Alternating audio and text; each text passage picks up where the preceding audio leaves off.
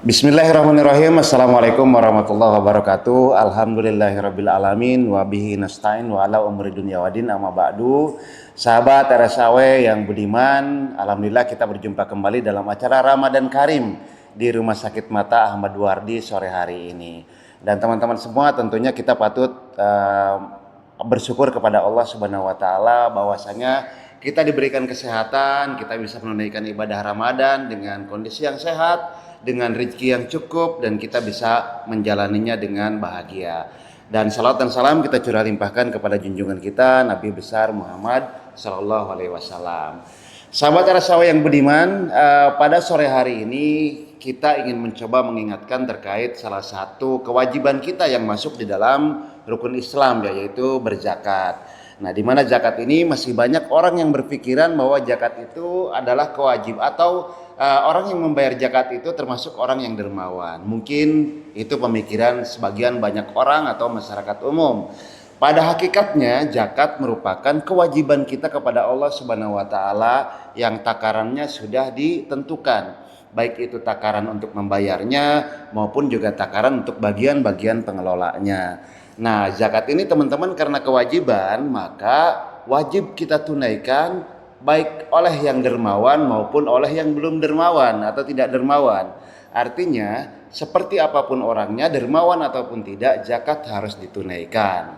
Zakat harus ditunaikan, apalagi di bulan Ramadan, semua pahala itu dinaikkan berlipat ya, baik itu zakat, infak, sedekah, dan ada satu kewajiban zakat yang hanya kita bisa bayarkan di bulan Ramadan, yaitu zakat fitrah. Jadi jangan lupa sahabat RSAW semuanya, kita untuk membayarkan zakat kita apabila harta kita sudah tersimpan selama setahun sebanyak 85 gram ya, atau setara 85 gram emas, itu wajib kita bayarkan zakatnya 2,5%. Atau kita punya pertanian yang sudah kita simpan selama setahun dan tidak terpakai, maka itu juga kita wajib bayarkan zakatnya 5% apabila itu tada pakai irigasi, dan 10% kalau tada hujan. Ini semua harus kita pahami teman-teman sebagai sebuah kewajiban kita, karena zakat merupakan kewajiban yang masuk ke dalam rukun, dimana kalau rukun itu tidak kita tunaikan,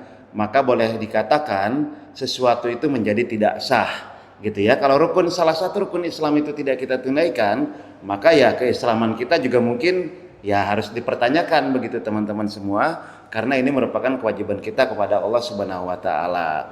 Nah, zakat ini kemana saja mengalirnya? Zakat sudah ada peruntukannya, ada 8 golongan zakat yang berhak menerima, mulai dari fakir, miskin, di mana ini sudah dijelaskan dalam surat Al-Baqarah ataupun surat At-Taubah ayat 60 ya teman-teman.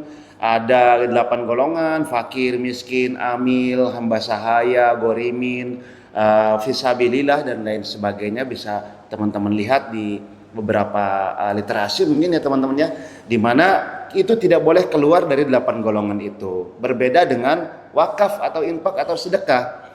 Kalau infak, sedekah, wakaf itu siapapun boleh menerimanya, karena tidak ada aturan 8 golongan yang menerima.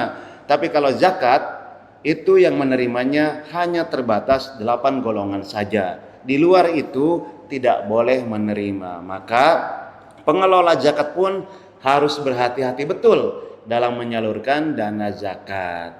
Nah, momentum Ramadan ini teman-teman semua jadikan momentum yang pas, jadikan momentum yang terbaik untuk kita melakukan semua kewajiban kita, untuk kita melakukan kewajiban berzakat. Zakat ini di dompet duafa saat ini kami mengusung tema kerennya nggak ada obat. Jadi karena efek zakat itu memang kerennya nggak ada obat. Ada seseorang menjadi rektor itu karena zakat. Ada seseorang menjadi dokter karena beliau menerima manfaat zakat. Ada seseorang menjadi chef, menjadi pengusaha karena manfaat zakat, dan banyak mustahik berpenghasilan karena manfaat zakat. Jadi zakat ini untuk mustahik kerennya nggak ada obat. Dan untuk muzaki teman-teman semua, jelas orang yang menunaikan kewajiban, orang yang taat dan patuh terhadap kewajiban itu merupakan orang yang soleh. Dan orang yang soleh kerennya nggak ada obat, melebihi apapun teman-teman. Jadi baik itu muzaki yang taat berzakat, mustahik yang menerima zakat, dua-duanya sama-sama kerennya nggak ada obat. Amil yang mengelola zakat dengan baik juga amanah menyalurkan zakat, amanah mengelola zakat juga kerennya nggak ada obat. Jadi tahun ini teman-teman, ayo jadi bagian orang yang kerennya nggak ada obat gitu ya. Kerennya nggak ada obat itu sudah nggak ada yang lebih keren dari itu gitu ya di atasnya. Artinya teman-teman apotik tutup nih kalau keren sudah nggak ada obat.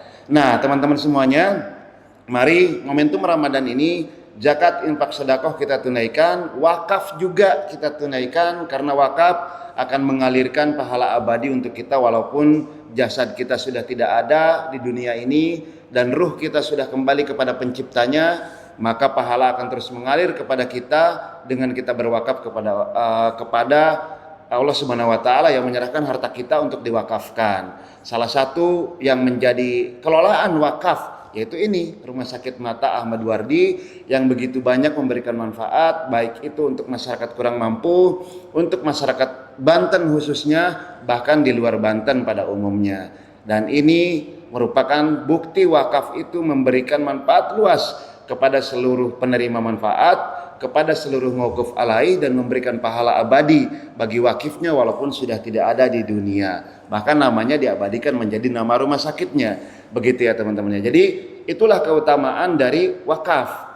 Walaupun memang sebelum wakaf ini kita tunaikan, yang wajib dulu kita tunaikan, zakat kita tunaikan. Ada banyak zakat, kalau masalah perbedaan pendapat di dalam fikih zakat, itu kita ambil mana yang menurut keyakinan kita yang terbaik.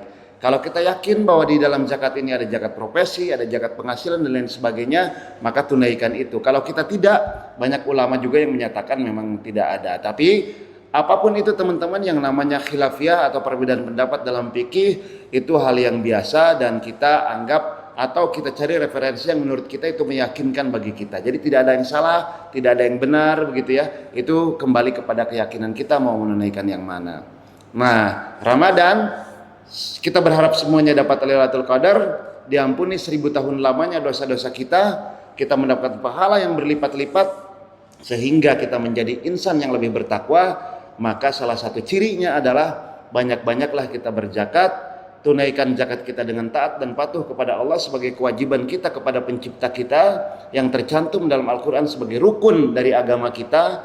Tunaikan infak sebagai kepedulian kita kepada sesama kita, sedekah sebagai bentuk kita bahwa kita menyayangi sesama kita, dan juga kita tunaikan wakaf agar kita mendapatkan pahala abadi yang mengalir walaupun kita sudah tidak ada di dunia ini. Begitu teman-teman semua, semoga kajian sore hari ini memberikan manfaat yang sebesar-besarnya untuk kita semuanya, sehingga kita sadar akan kewajiban kita, taat dan patuh akan kewajiban berzakat, bisa berinfak dan bersedekah, dan kita berharap berdoa bersama-sama semoga Allah memberikan rezeki yang melimpah, rezeki yang berkah, badan kita sehat, panjang umur kita, berkah usia kita, dan tentunya apapun yang kita lakukan kebaikan ini memberikan dampak yang baik kepada sesama kita, karena sejatinya kebaikan yang kita tunaikan akan kembali kepada orang yang melakukan kebaikan tersebut. Sekian dari saya, kurang lebihnya mohon maaf. Segala sesuatu yang benar datangnya dari Allah, apa-apa yang salah itu datang dari saya. Billahi taufiq wal hidayah. Wassalamualaikum warahmatullahi wabarakatuh.